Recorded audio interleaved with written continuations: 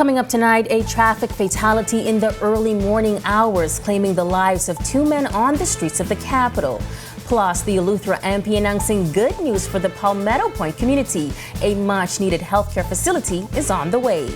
And later, hundreds of young Bahamians participate in a major leadership conference hosted by Alpha Phi Alpha Fraternity Incorporated. We've got the details on these stories and so much more as Our News Weekend starts now.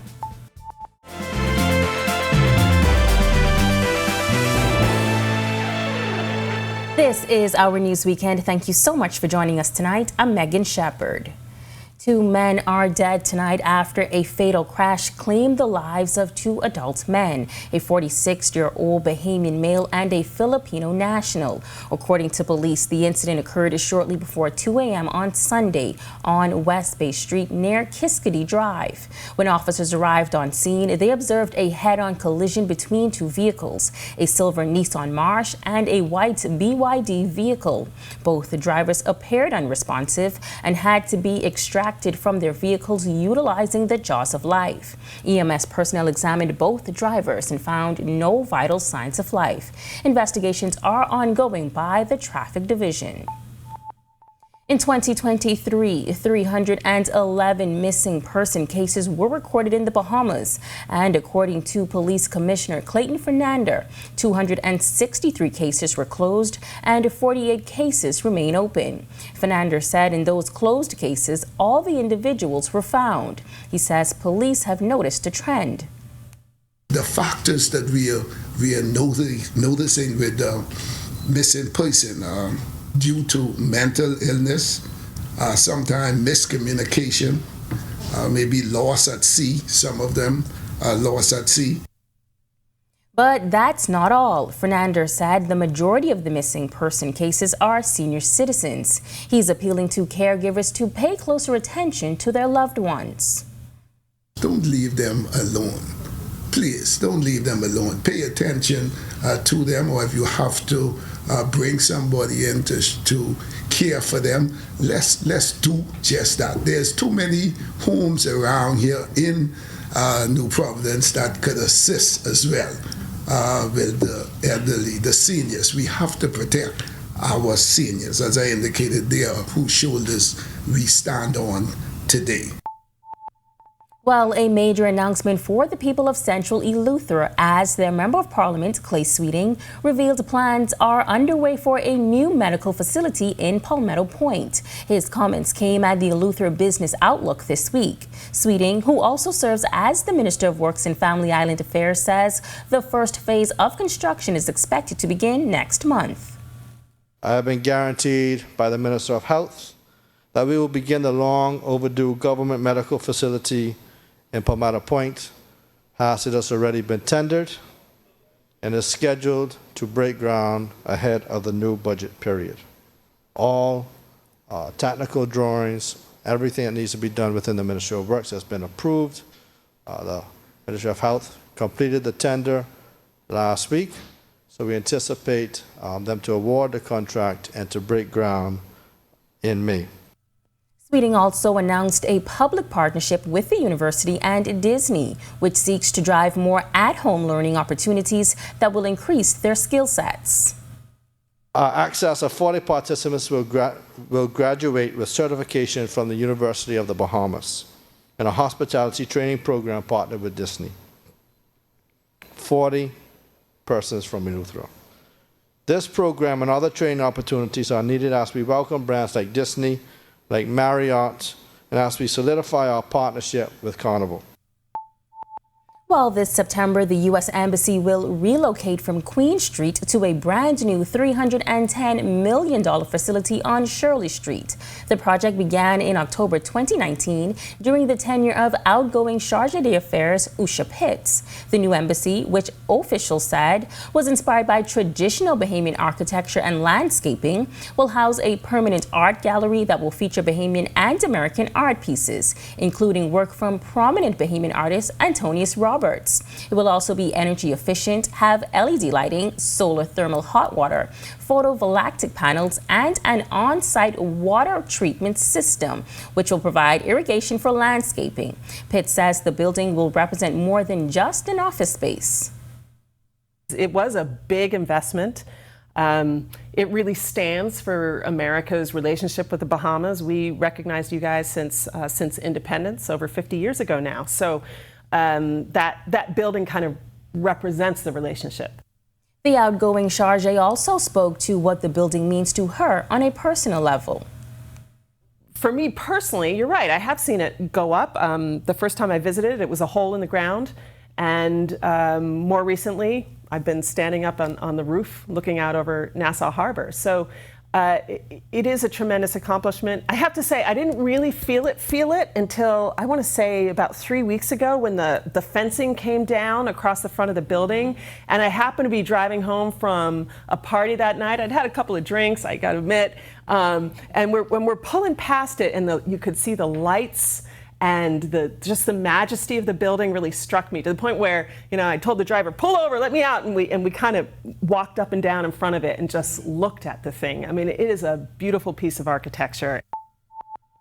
Some 400 Fox Hill residents are now well on their way to becoming successful backyard farmers. This as the Agricultural Development Organization, ADO, and Royal Bank of Canada, RBC, teamed up to once again donate backyard farming kits and share the many benefits of growing your own food. Executive Chairman of ADO, Philip Smith, pointing to the country's $1 billion food import bill, noting that investment could easily go toward local farmers. $1 billion is 10,000. If we have 10,000 farmers making or grossing 100,000 annually, that's $1 billion, right?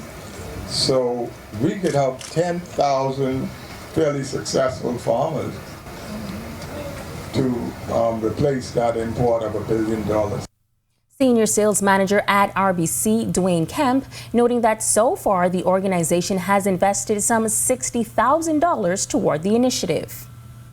We believe that by equipping our community with the tools, resources needed for sustainable farming can positively impact the well-being of our communities. At RBC, our purpose is to help our clients thrive and our communities prosper. For us, this initiative helps to cultivate the future for self-sustaining in our community food supply. The ability to grow our own food not only promotes self-resilience, but also strengthens our local food system. When Our News Weekend comes back from the break, protecting your investment, the Royal Bahamas Police Force reminding citizens of best practices when it comes to trusting others with your money. Plus, some $66,000 donated to various cancer organizations throughout the country. We'll tell you about the good corporate partner when Our News Weekend returns. Are you or a loved one under medical care? Do you need affordable medical supplies? Ports International is the largest home healthcare supplier. Medical supplies at the very best price, and you can even shop online.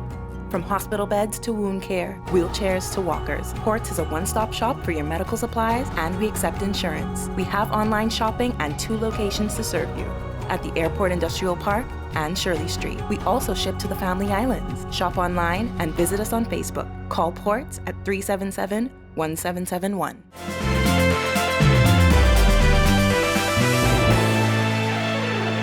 Police are noticing an uptick in complaints of individuals losing money from people they trust. Police press liaison Chrislyn Skipping says the issues are mostly happening with ASUs, where people put money into a pot every month, but when it's time for them to draw, they can't find the person. She gave this bit of advice. You have to know who you're dealing with.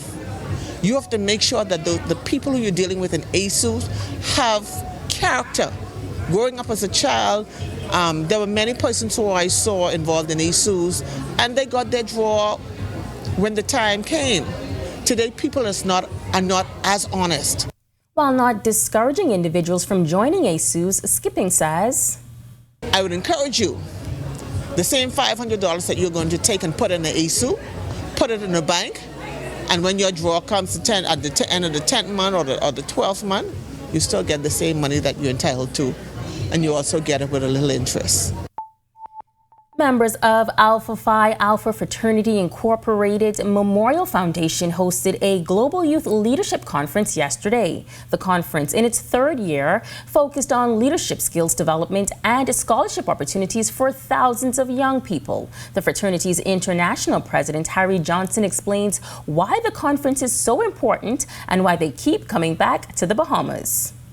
The expectation is that we get high school seniors who are eager to learn about HBCUs, eager to get accepted to college, eager to apply for scholarships and learn about leadership activities, about what Dr. King talked about, but also STEM and other people who are going to be speaking with them today. So we're excited to be here.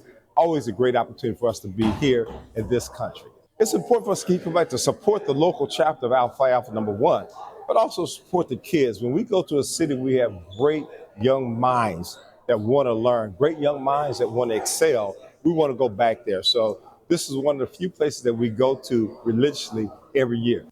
Over 300 young men and women took part in yesterday's conference. Life member Ricardo DeVoe, who is a member of the local graduate chapter here in the Bahamas, says this gives young people so many tools they need to be great citizens of the Bahamas. We are grateful to the Martin Luther King Foundation out of Washington, D.C., and its president, Harry Johnson. This is our third year, and this is the first international conference that has been held. 3 years ago, we had it in conjunction right here at the University of the Bahamas. It was so successful that they wanted to come back. And this year, we have another group of young people who will have the opportunity to be able to go through leadership training with the Martin Luther King Foundation. CIBC Caribbean presenting $66,000 to various cancer organizations at its launch for Walk for the Cure 2024. The funds raised from its initiative last year. For years now, the bank has been instrumental in raising awareness by hosting the Walk for Cure Day, which is set to be observed on October 4th this year. Managing Director at the bank, Dr. Jackie Band, says it's a cause that unites the institution and those fighting for the cancer community. CIBC Caribbean's Walk for the Cure is not just a fundraiser. For many, it is a lifeline of hope, providing essential care from scans and exams to support for everyday necessities like groceries for those in need. Over the last 12 years, we have met countless courageous cancer survivors and witnessed how every dollar raised significantly enhanced the lives and well-being of those fighting this dreadful disease. The organizations receiving the donation were Sister Breast Cancer Support Groups of New Providence and Grand Bahama, Cancer Society of the Bahamas, Cancer Societies of Abaco, Eleuthera, and Grand Bahama, Cancer Association of Grand Bahama, and GD Sharing and Caring. They say the money goes a long way as they carry out their cause. Everybody says we encourage you, we need you to continue with this fight, to help us with this fight against cancer, not just breast cancer, but all cancers. We're not just asking and encouraging, we are begging and pleading because this is a fight that every organization represented here, does something different. It's because of partners like CIBC that we continue to make strides in our mission. Your support is not just a contribution, but it's a beacon of hope for countless individuals and families that are affected by cancer every day. Still to come on Our News Weekend, Bahamas Medical kicking off their journey to 25 years with a special fun day for the community. Plus, high school students hit the gridiron and Bahamians make their NBA playoff debuts. Our sports is next.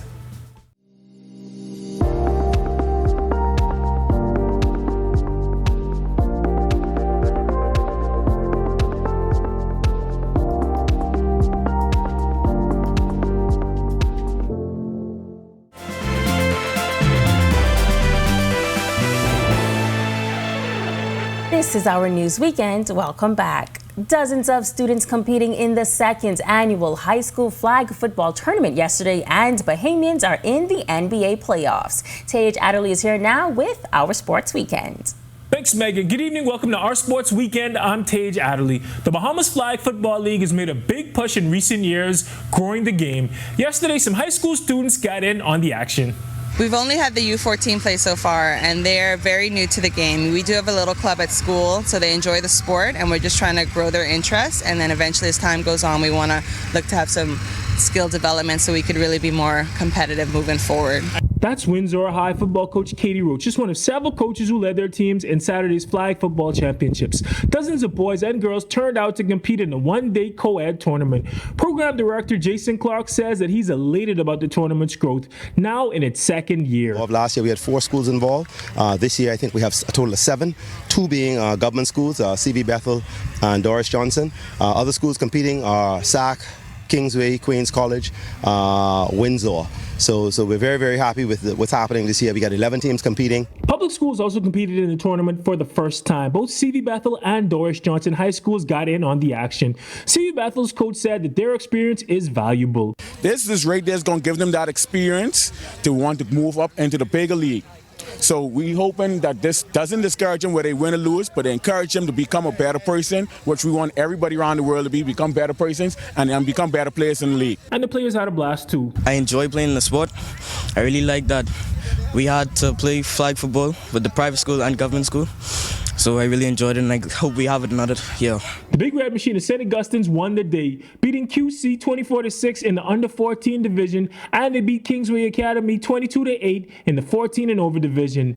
But when it's all said and done, it's all about competing and having fun. It feels good actually, because I wanted to play this sport for a little while now. Congratulations to this year's high school flag football champs. Now we're headed to the hardwood where Bahamians got their first taste of NBA playoff action. Saturday night was a rough one for Bahamians in the NBA playoffs. Both Buddy Hield and Eric Gordon went scoreless as their teams lost. Hield came off the bench to play 11 minutes, going 0 for 2 as the Sixers lost 104-111 to the New York Knicks. Tyrese Maxey had 33 points to lead Philly, and the Villanova boys, Jalen Brunson and Josh Hart, had 22 points apiece for the Knicks. On the western side of things, Eric Gordon went 0 for 5 in 21 minutes off the bench as his Phoenix Suns lost 95-120 to the Minnesota Timberwolves. Kevin Durant led the Suns with 31 points and 7 rebounds, and it was a coming-out party for young phenom Anthony Edwards of the Wolves, who had 33 points, 9 rebounds, and 6 assists. Hield and the Sixers will take the floor again on Monday. Gordon and the Suns resume their series on Tuesday. The NBA playoffs are a marathon, not a sprint, so be sure to check with us for the latest news on Bahamians in the NBA. That's a wrap for sports for the weekend. I'm Tage Adderley. Have a great week. On the other side of this break, dry weather on the horizon. Meteorologist Ian McKenzie joins us from the Weather Center with your look at temperatures and conditions across the islands when our News Weekend returns.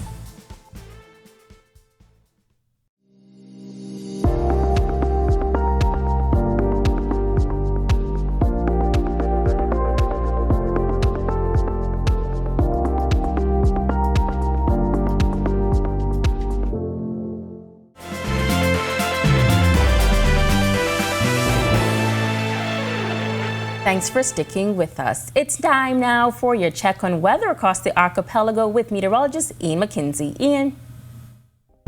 Thanks, Megan, and good evening, Bahamas. Welcome to your Sunday evening forecast. Currently outside our studios, we're under clear skies with a comfortable temperature of 80. Feels like even more. 71 south-southeast winds at 10 miles per hour. Current temperatures across the country at this time in our nation's second city, Freeport. We have 77, 78 in Marsh Harbor, Governor's Harbor, 79 in Allenstown, Bimini, 81 in Nicholstown, also in Great Harbor Key, and 80 in the capital. The central Bahamas continue with those 80s in Camps Bay, Georgetown, Exuma, 79 in Coburn Town, as well as Deadman Keys, Long Island, 78 in Arthurstown, Kidd Island. The southeast Bahamas, 80 at Duncan Town, as well as Providenciales, Turks and Caicos, 79 at Colonel Hill, Delectable Bay, Aucklands, and in Abrahams Bay, Maguana, 81 in Matthew Town in Agua. First look now at our satellite and radar imagery. High pressure continuing to dominate, producing those dry, arid conditions conducive to brush fires, as well as high UV, so you want to take note of those conditions. This should eventually slide to the east courtesy of this cold front that should dip into the area. So we'll tell you more about that in our extended forecast, but go into the boating conditions, northwest and central islands. Winds will be southerly 10 to 15, seas 2 to 4 feet. High tide at 7:24 p.m., low tide at 1:43 a.m. Southeast Bahamas, we have that caution still in place. Winds will be easterly at 15 to 20 knot seas, 4 to 6 feet over the ocean.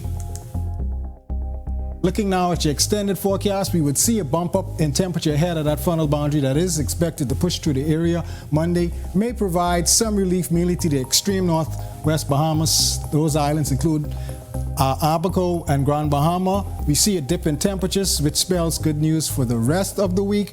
And those low temperatures, we're looking to get back into the 60s and eventually into the low 70s by the end of the week. That's a wrap in the evening forecast. Make it a great, safe, fun night, everyone. Bahamas Medical and Surgical Supplies Limited is set to celebrate 25 years of service to the community, and they recently hosted an open house and fun day to thank their patrons and community members whom they say they've grown to see as family. Bahamas Medical is a Bahamian family-owned business. Again, we have been in business for 24 years, walking up to our 25th anniversary, which is in February. The culture here at Bahamas Medical is very family-oriented, again, and so this is something that we wanted from our hearts, again, to open our house to Bahamas Medical, to our open public. Sales representative Trinae Miller says that even though the company covers the needs of medical professionals, you can rest assured that you will find supplies for all your personal and family needs as well.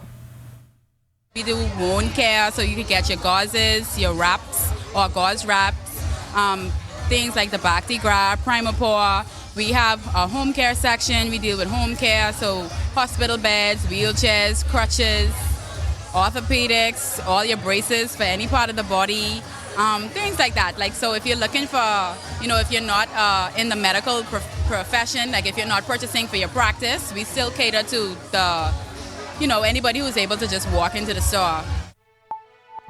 Well, that does it for our news weekend. Thank you so much for joining us tonight. On behalf of the entire team, I'm Megan Shepard. Have a safe and wonderful evening.